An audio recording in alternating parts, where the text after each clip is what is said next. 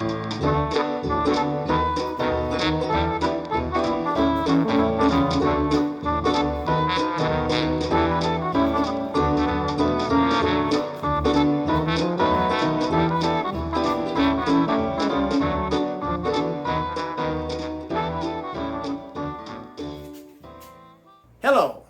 Now, regular watchers of this channel know that I'm a big fan of murder mysteries, whether it's hard-boiled detective mysteries and thrillers or classic English-style Golden Age detectives.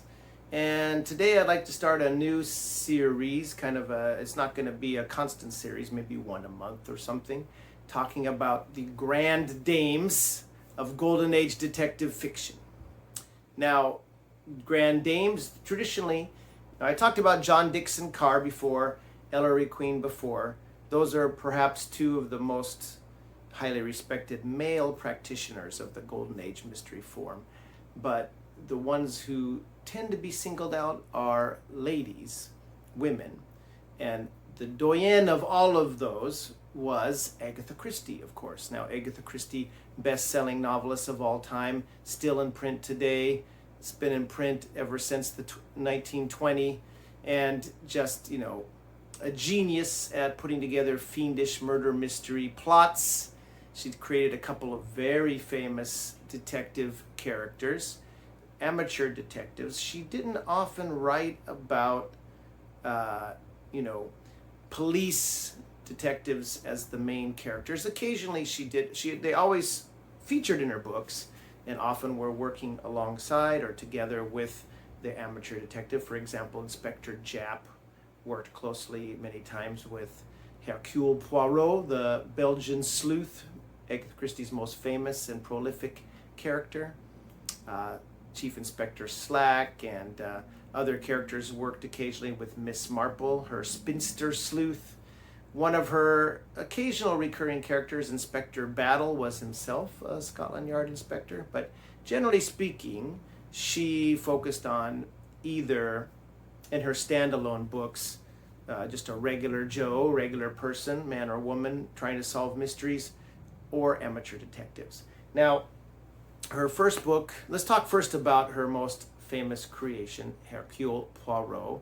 There were 33 Hercule Poirot novels. Now, Hercule Poirot, I'm sure many of you have seen some movies or the famous ITV TV adaptation from the British TV adaptation from the 80s and the 90s, mostly the 90s, I guess, and into the 2000s, starring David Suchet as Hercule Poirot, who's kind of described in the books anyway as having a head shaped somewhat like an egg, and he's very fastidious about his manners, and he is capable completely, especially in the books, of speaking fluent English, but often lapses into French, maybe to kind of interjections or exclamations, mon Dieu, or parbleu, or things like that, just to kind of get have people underestimate him, or when he's moved particularly emotionally. But he's a egotistical guy, I guess, because he's always talking about his little gray cells. He's fiendishly clever with his deductive reasoning and his understanding of the nuance of human foibles and character. And he is, that's good that he has such a razor sharp mind, because Agatha Christie, she's the, queen of crime, as she's often called. She very much came up with some of the most clever and intricate murder mystery puzzles, and kind of broke the format and rebuilt it again.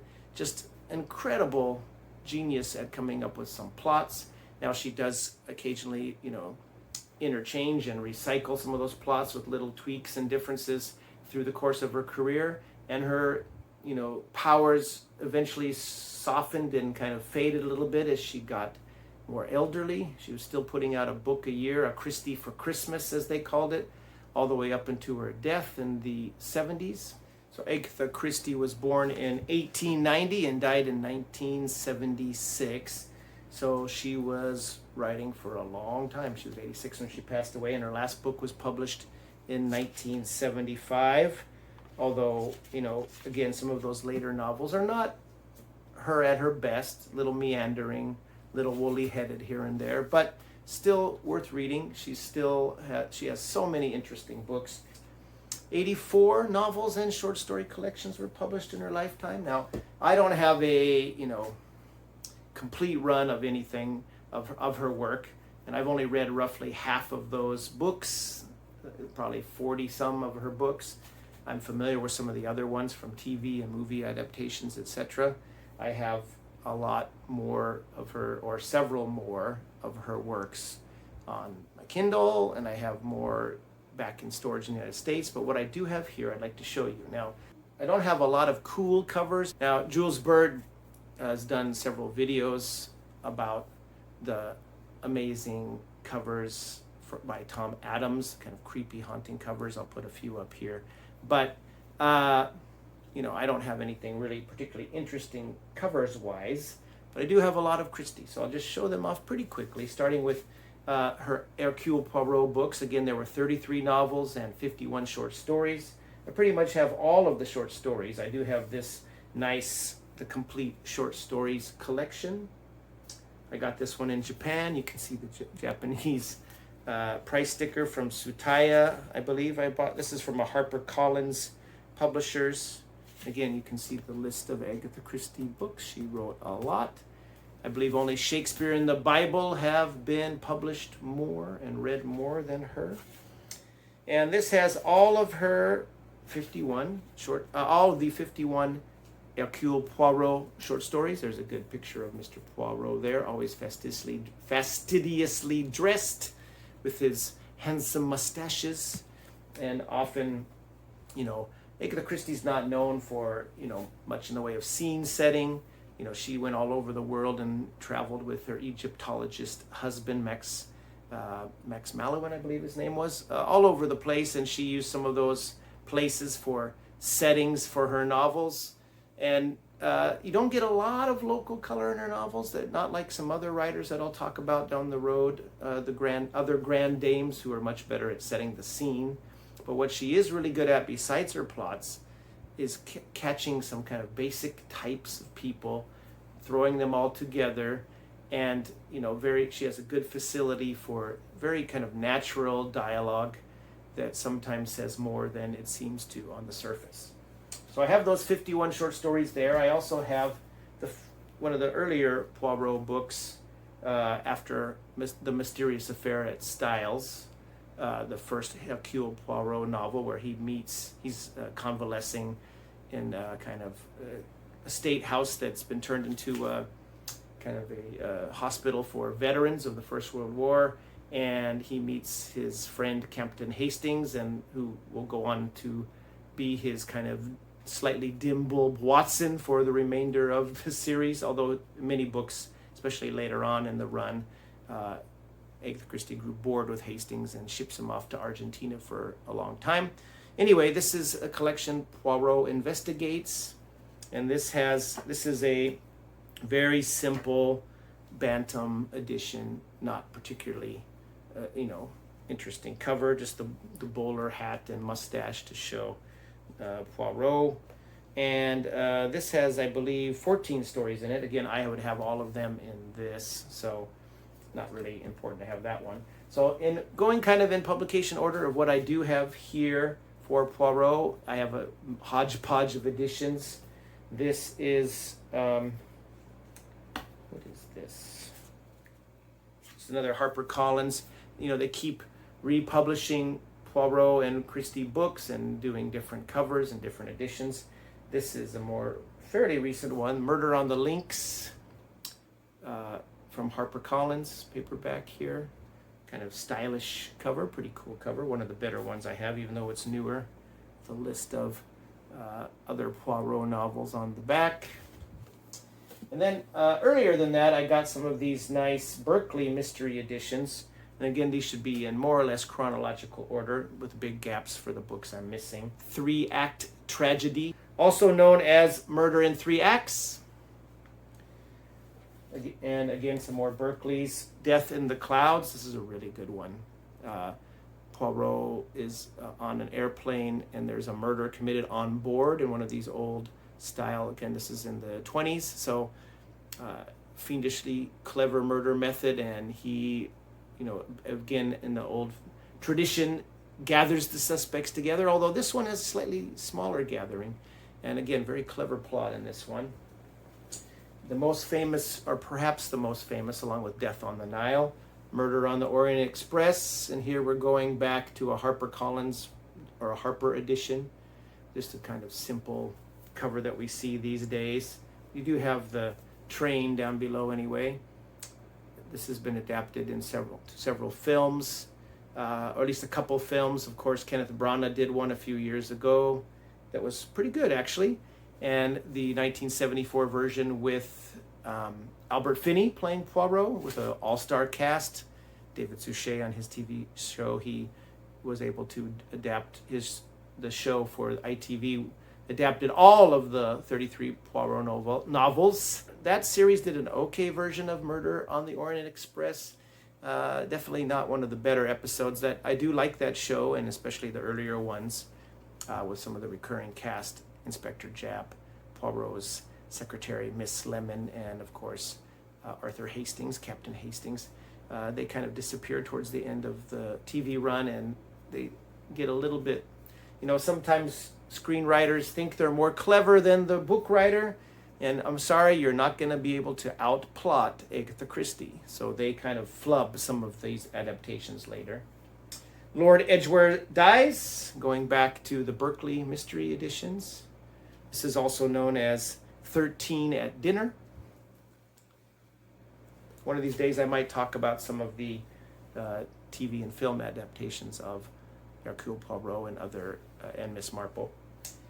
Here is my all-time favorite Poirot novel, and certainly my all-time favorite Poirot novel, perhaps one of my favorite of her novels in general overall, and that is Cards on the Table. Now this one, the David Suchet ITV British series adaptation, and again they would do a 2-hour adaptation of novels, and they really messed this one up. This is an ingenious mystery, and they just hosed it really, and the TV adaptation. Don't watch that, read the book instead.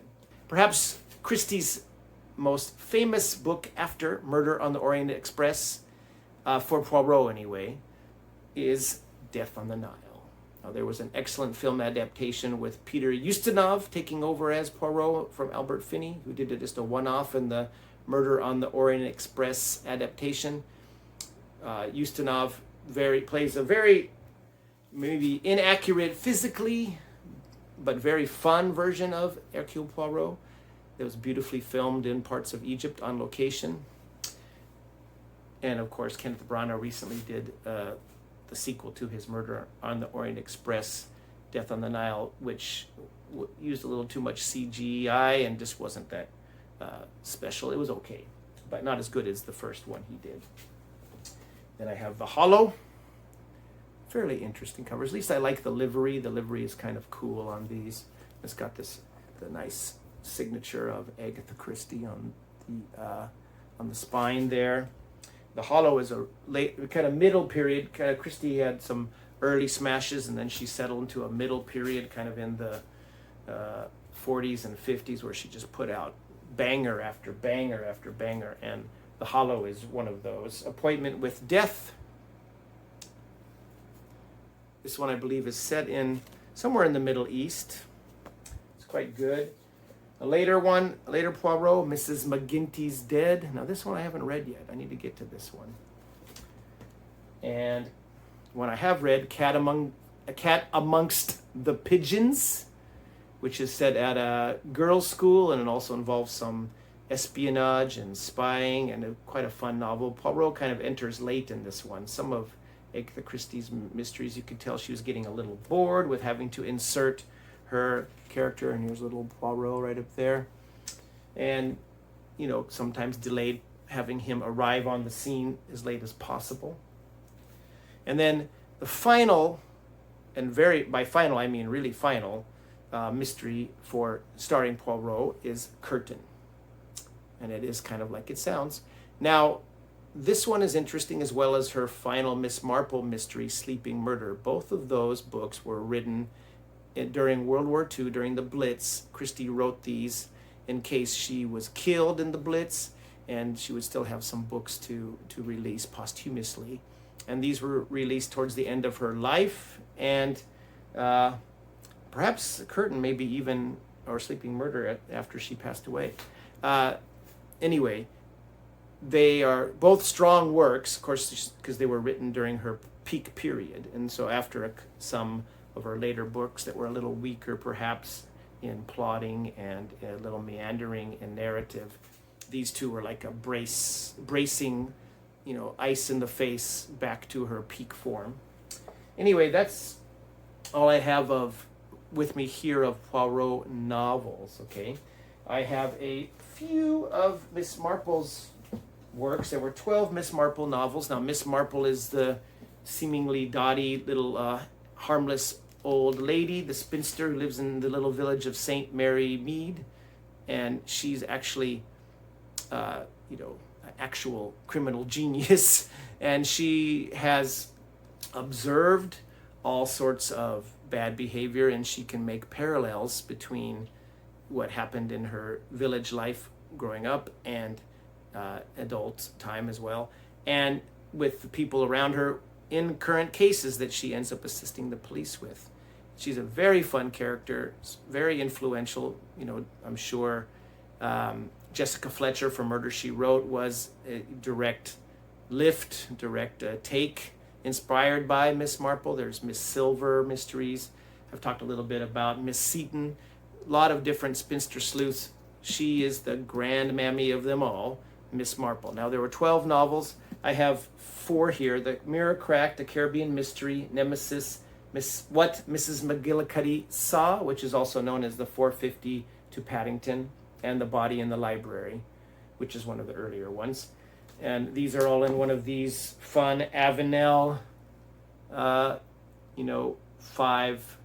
novel omnibus editions. I have another 5 novel and another 3 novel one, at least back home in the States, maybe a third one, another 3. I don't all have them with me here.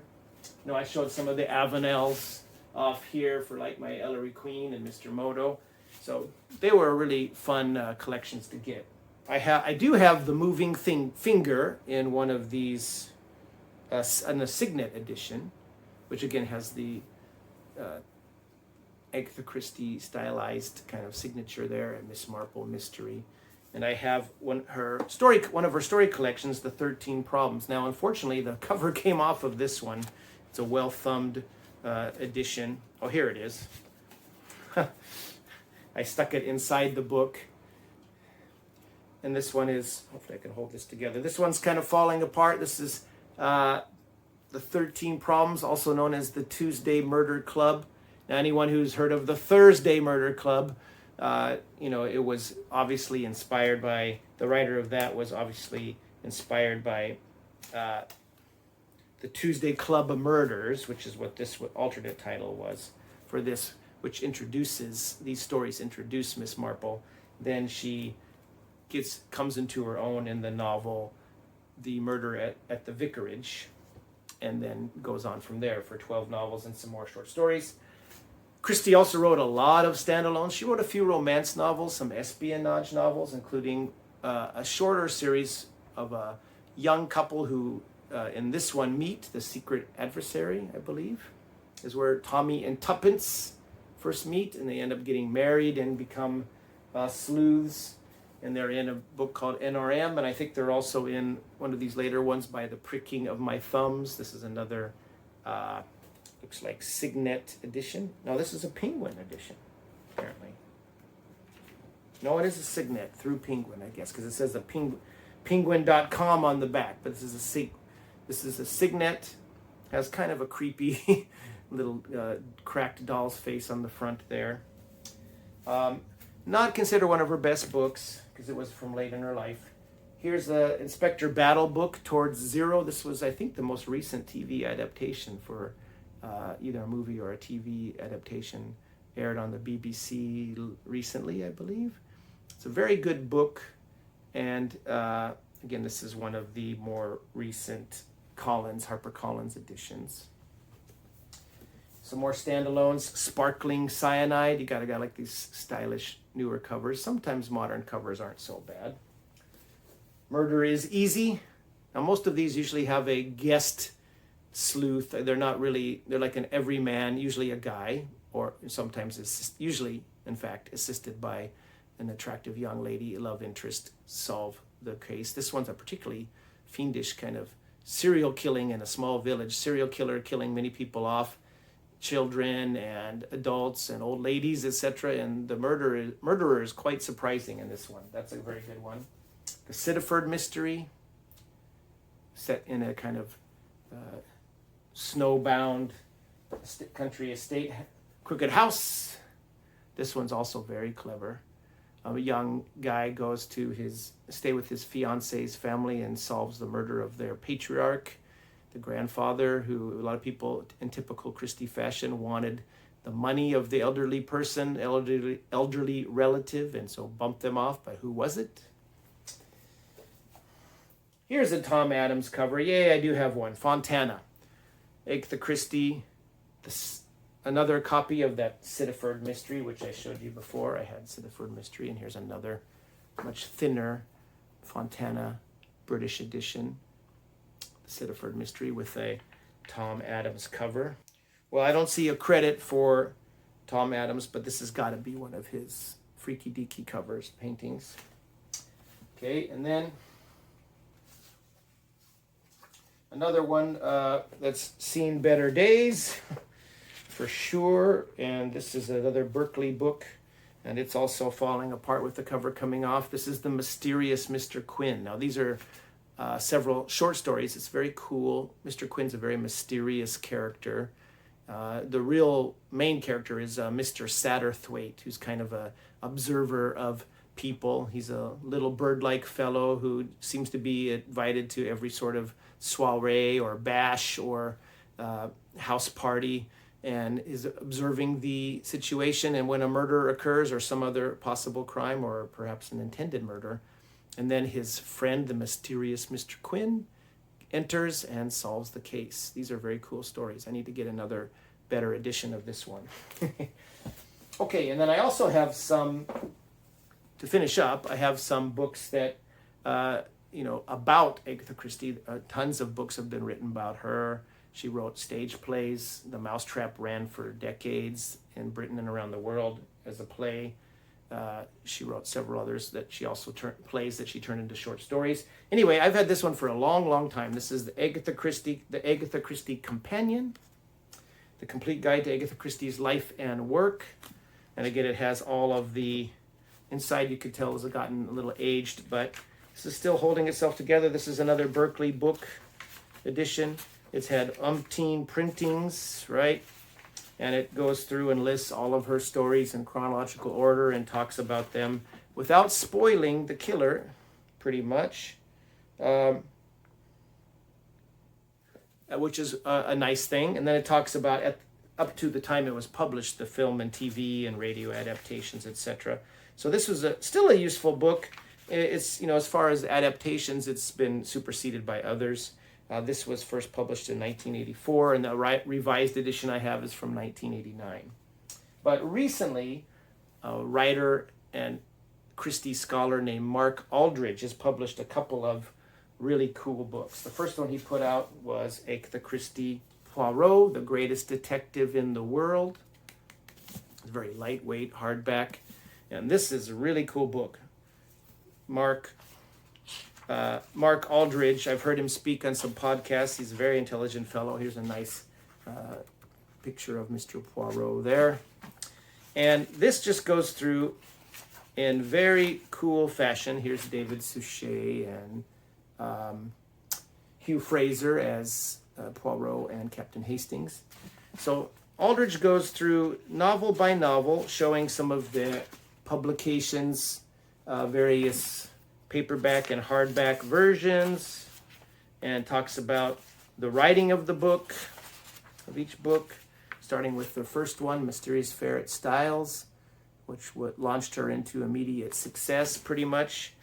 And, some different editions here. They're mostly black and white. I think they're all black and white illustrations, but very interesting. He goes through all the novels and story collections in order, and then he spends a lot of time talking about film adaptations, TV series adaptations, radio, even adaptations for manga and anime, and he even gets to the Kenneth Branagh recent adaptation with his massive mustache that was controversial for Christie Poirot fans, and talks about foreign adaptations and etc. Even I think video game adaptations. So very interesting book, the kind that you can kind of dip into. You don't have to read from cover to cover. You can you're reading one of the Poirot novels, and you can go look up that entry for that novel and find some cool information about it. And after he wrote this and published this, many Christie fans said, well, what about Miss Marple? And Mr. Aldridge, Mark Aldridge, answered our prayers and came through with another one about Marple, right? Expert on wickedness. Agatha Christie's Marple, expert on wickedness. Now, that's a very good description of Miss Marple. Looks like she's just a gossipy old lady, but she's actually got a mind like a steel trap, a mind like a meat cleaver, sometimes referred to. And this, again, does the same exact thing. It's a little thinner than the Poirot one because, of course, there are almost 3 times as many novels for Poirot and stories than there were for Miss Marple. And again, he goes through he does a little introduction, talks about the first short story collection, which I showed you earlier, the Tuesday Murder Club, and goes through and shows various covers, going decade by decade. For example, The Body in the Library. Talks a long time about the fabulous Joan Hickson BBC adaptation of Miss Marple in the 80s and early 90s. Just the absolute best. Some people prefer the Margaret Rutherford comedic films from the 60s, and those are fun, but that's no real Miss Marple. The real Miss Marple, as far as I'm concerned, is Joan Hickson, who is just the perfect casting. Let's see if I can get a good picture of her here. Perfect Miss Marple. And these are wonderful, wonderful adaptations. They're available on Blu-ray and high definition. They've been remastered. You could probably find them at various sources, various streaming sites. Highly recommend those. They're quite, they do a little elaboration in some cases, but the plot and the various plot strands are, strictly following Christie's genius plotting. No trying to outwrite her or outplot her, which pretty much can't be done, at least by the average TV script writer. Okay, and again, that's it for my shelf tour. I'm sure a lot of you have heard of Agatha Christie, whether you've read any, I don't know. If you have any comments about Miss Christie and the detective novels that she wrote over her life, and you want to list some of your favorites or talk about what you like or don't like about the author, please leave a comment below. And I hope you enjoyed this little tour. I didn't talk a lot of detail about any of the books, of course, or too much about Miss Christie herself. That's a subject for another day. But as my introduction to the grand dames of Golden Age detective fiction, have to start with Agatha Christie. She's the top of the heap as far as that goes. I hope you enjoyed this video. I will see you next time. Thanks for watching.